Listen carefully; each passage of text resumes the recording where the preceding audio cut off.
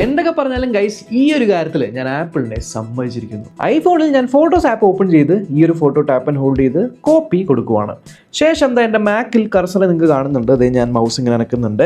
ഈ മൗസ് ഞാൻ ഇങ്ങനെ അനക്കി കൊണ്ടുപോയി ഇതാ ഈ അറ്റം എത്തിയിട്ടുണ്ട്. ഈ അറ്റത്തു നിന്ന് ഞാൻ ഇങ്ങനെ അനക്കുമ്പോൾ എൻ്റെ മാക്കിൽ നിന്നും ഐപാഡിലേക്ക് ഇത് ചാടിയിട്ടുണ്ട്.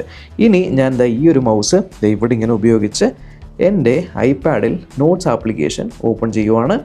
അതിനുശേഷം ഞാൻ നോട്ട്സ് ആപ്ലിക്കേഷനിൽ പോയിട്ട് എൻ്റെ മാക്കിൽ റൈറ്റ് ക്ലിക്ക് ചെയ്യുന്നു. അതിനുശേഷം പേസ്റ്റ് കൊടുത്തു കഴിഞ്ഞാൽ എൻ്റെ ഐഫോണിലുണ്ടായ ആ ഒരു ഫോട്ടോ ഇതാ മാക്കിലേക്ക് പേസ്റ്റ് ആയിരിക്കുവാണ്. ഇനി വേണമെങ്കിൽ എനിക്കിതാ ഈ ഒരു മാക്കിലെ കീബോർഡ് ഉപയോഗിച്ച് എനിക്ക് സുഖമായിട്ട് ഐപാഡിലും ടൈപ്പ് ചെയ്യാം. ഈവൻ ഐപാഡിൽ ഞാൻ ഒരു ഫയൽ ടാപ്പ് ആൻഡ് ഹോൾഡ് ചെയ്ത് ഇങ്ങനെ നീക്കിക്കഴിഞ്ഞാൽ അത് എനിക്ക് എൻ്റെ മാക്കിൽ കൊണ്ടുപോയി പേസ്റ്റ് ചെയ്യാം. എന്തിനത് ഐപാഡ് ഇവിടെ ഉണ്ട് എന്നുണ്ടെങ്കിൽ മാക്കിൽ ജസ്റ്റ് ഈ ഒരു കൺട്രോൾ പാനലിൽ ക്ലിക്ക് ചെയ്തിട്ട് സ്ക്രീൻ മിററിൽ ക്ലിക്ക് ചെയ്ത് ഐപാഡ് കൊടുത്തു കഴിഞ്ഞാൽ നിങ്ങളുടെ മാക്ബുക്കിലുള്ള അതേ സ്ക്രീൻ ഐപാഡിലേക്ക് വരും.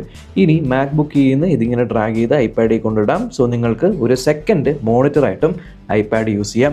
ആൻഡ് ഈ പറഞ്ഞ പരിപാടികളെല്ലാം നടക്കുന്നത് യാതൊരു വയറും ഇല്ലാതെയാണ്.